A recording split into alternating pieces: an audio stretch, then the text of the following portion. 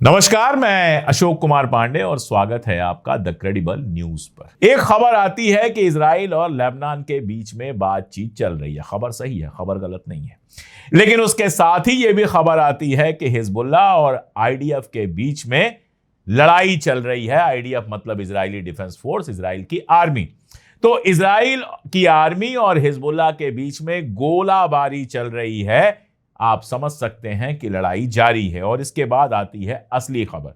वो खबर बताती है कि साउथ लेबनान में कारपेट बॉम्बिंग हो रही है। कारपेट बॉम्बिंग आप समझते हैं ना, मतलब लगातार बम गिराते आप चले जाइए। कारपेट बॉम्बिंग तब की जाती है जब पूरे इलाके को खत्म करना होता है। यानी कल का जो पूरा नाटक था, उस नाटक का मानी बस ये था कि बेरूत पर हमला मत करो, बाकी जो करना है वो करो।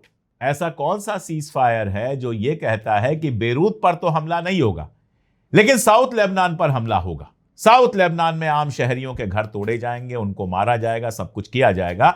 यह आपको अलाउड है। अब आप सोचिए, अगर गाली गलौज होती, अगर उस तरह की लैंग्वेज में ट्रंप ने हड़काया होता, तो क्या उसके तुरंत बाद इजराइल साउथ लेबनान पर बॉम्बिंग कर रहा होता? दोनों पार्टनर हैं और पार्टनर इन क्राइम हैं। गैंग के दोनों मेंबर हैं, एक ही अपराधी गैंग के दोनों मेंबर हैं। तो ट्रंप ने कहा होगा, यार ईरान बहुत ज्यादा परेशान कर रहा है, दुनिया में भी बहुत प्रेशर हो रहा है, फ्रांस यूएन में लेकर जा रहा है, एक काम करो बेरूत पे बाद में हमला कर लेना, अभी कहीं और हमला कर लो।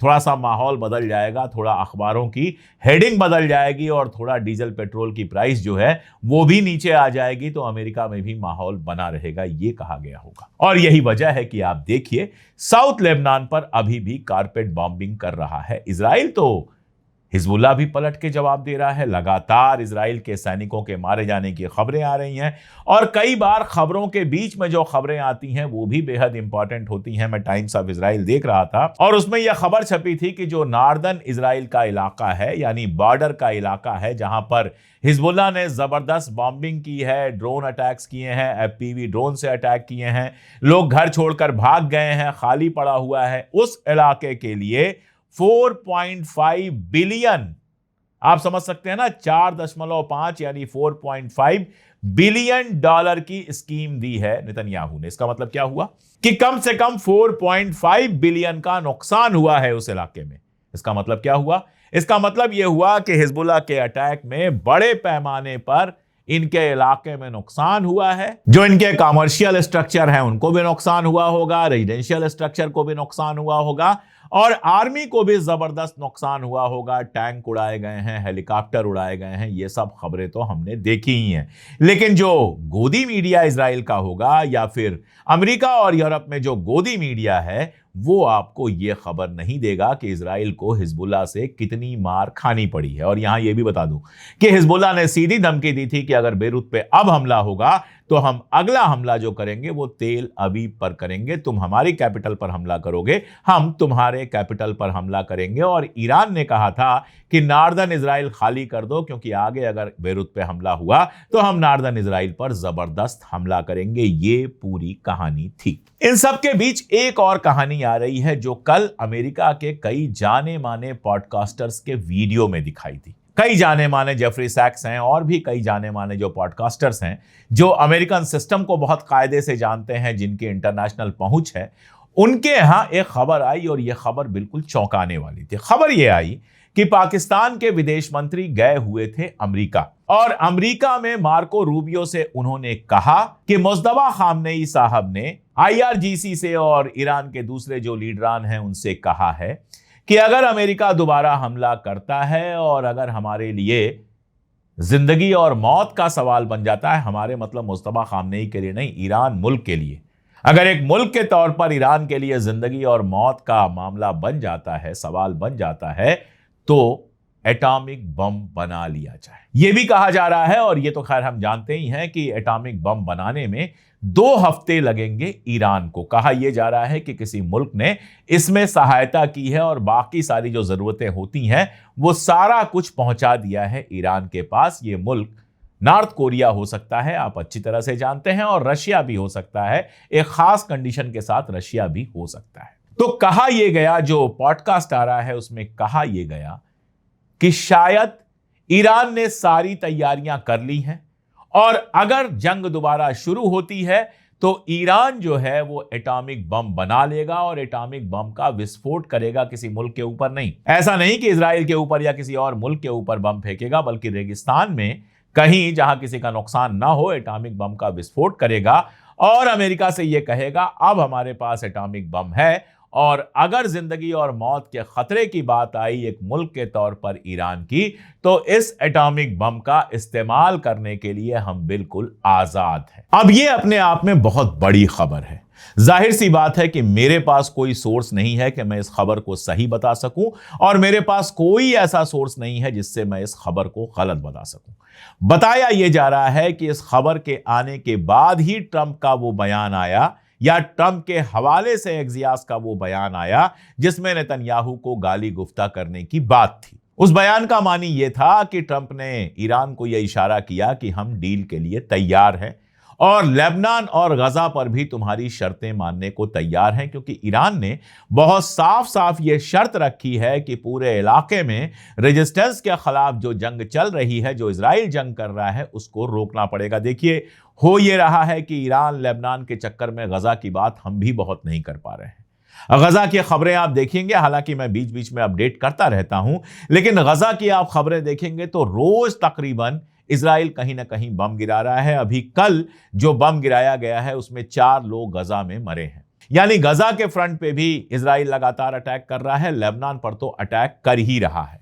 तो ईरान ने जो शर्त रखी है वो सभी फ्रंट्स पे ये अटैक बंद करने की शर्त रखी है और इजराइल इसीलिए धमकी दे रहा था कि हम बेरूत पर दोबारा हमला करेंगे और ट्रंप के हवाले से वो खबर चलवाई गई ताकि ईरान से कहा जा सके कि हम आपकी शर्तें मान रहे हैं और हम जंग रोकने को तैयार है। देखिए, यह खबर सही भी हो सकती है और मुझे इस खबर के सही होने की उम्मीद ज्यादा है, क्योंकि ईरान लगातार देख रहा है कि ट्रंप कभी यह शर्त बदल देता है, कभी वो शर्त बदल देता है। और साथ में जब आप जानते हैं, जब मैं जानता हूं, तो ईरान तो इस बात को बहुत कायदे से जानता है कि कभी भी इजराइल के प्रेशर में आकर ट्रंप अटैक कर सकता है और इजराइल चाहता है किसी भी तरह से अटैक हो।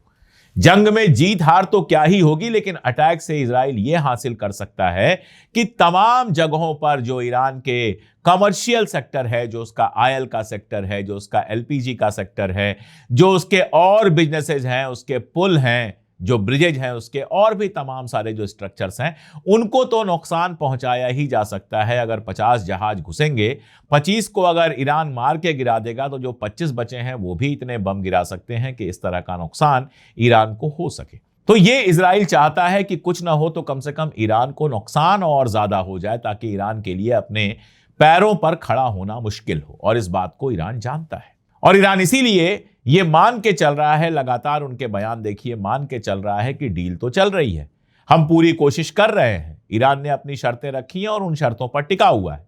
लेकिन अमेरिका जिस तरह से उलटबाजियां ले रहा है, कभी कुछ कभी कुछ कभी कुछ, कभी न्यूक्लियर डस्ट के मामले में, कभी किसी मामले में, कभी किसी मामले में, वो ईरान के लिए परेशान करने वाला है। ईरान ने बहुत सीधे सीधे 3 स्टेज डिफाइन किए हैं। पहला स्टेज यह है कि हर मोर्चे पर जंग रोकी जाए और नाकाबंदी हटाया जाए। दूसरा स्टेज यह है कि ईरान का जो नुकसान हुआ है उसका मुआवजा दिया जाए और ईरान का एसेट जो फ्रीज है उसको डिफ्रीज किया जाए।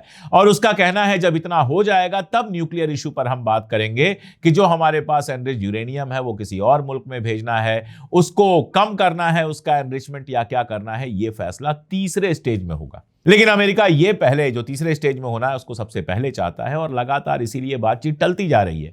खबर आती है डील हो गई है, कल हो जाएगी, और हमारे जैसे लोग जानते हैं कि अभी इस खबर में कोई दम नहीं है, क्योंकि जो शर्तें लगाई गई हैं वो शर्तें ईरान मानने वाला नहीं है। तो ईरान अच्छी तरह से जानता है कि कभी भी जंग शुरू हो सकती है, और ईरान अच्छी तरह से जानता है कि हालांकि उसको हराना मुमकिन नहीं है, लेकिन ईरान का जो बाकी सब है उसका बहुत नुकसान पहुंचाया जा सकता है। लाखों लोगों को मारा जा सकता है, बिल्डिंग्स गिराई जा सकती हैं, ब्रिज गिराए जा सकते हैं, रिसर्च इंस्टीट्यूट गिराए जा सकते हैं, ये सारा कुछ हो सकता है। और इसीलिए ईरान के सामने खतरा पैदा हो सकता है अपने वजूद का, और किसी के सामने जब वजूद का खतरा पैदा हो जाता है तो कोई और फलसफा काम नहीं करता है। ऐसे में बिल्कुल यह मुमकिन है कि आत्मरक्षा के सिद्धांत के लिए, खुद को बचाने के लिए, सेल्फ डिफेंस के लिए मुस्तफा खामनेई ने, और ये बात तो आपने देखा मार्को रूबियो भी मान चुके हैं कि मुस्तफा खामनेई न केवल जिंदा है बल्कि उन्हीं के लेवल पर डील हो रही है, वही इस डील की शर्तों को लीड कर रहे हैं। ये बात तो मार्को रूबियो भी मान चुके हैं। शुरू में ये लोग कह रहे थे मर गए,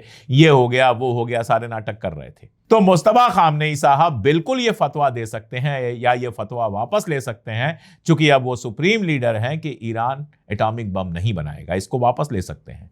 और ये फतवा दे सकते हैं कि खुद को बचाने के लिए, सेल्फ डिफेंस के लिए ईरान के लिए अब एटॉमिक बम बनाना जरूरी हो गया है। और रशिया, चाइना, नॉर्थ कोरिया, ये तीनों ऐसे मुल्क हैं जिनके पास एटॉमिक बम है और सारी टेक्नोलॉजी है, तो उनमें से कोई भी ईरान की मदद कर सकता है, क्योंकि ये तीनों मुल्क नहीं चाहेंगे कि ईरान तबाह बर्बाद हो और मिडिल ईस्ट के अंदर उनके लिए पैर रखना मुश्किल हो जाए। तो ये एक बड़ी खबर है, कितनी सच है कितनी गलत है हम नहीं जानते, कितनी सच हो सकती है इस पर हमने बात की। और दूसरी खबर जो ये है कि लगातार स्ट्रेट ऑफ हॉर्मुज को लेकर जो हमले हो रहे हैं, उन हमलों के चलते जंग का अंदेशा लगातार बढ़ता जा रहा है। हालांकि ईरान भी कह रहा है कि यह सेल्फ डिफेंस में हमला था, हम कोई हमला नहीं कर रहे थे। अमेरिका भी कह रहा है सेल्फ डिफेंस में था, डिफेंसिव हमला था।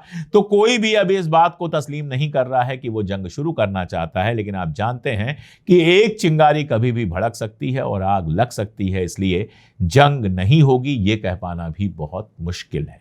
ये अभी तक के अपडेट्स हैं, आगे जो जैसे अपडेट होंगे जुड़े रहिए हमारे साथ, हम लगातार अपडेट देते रहेंगे।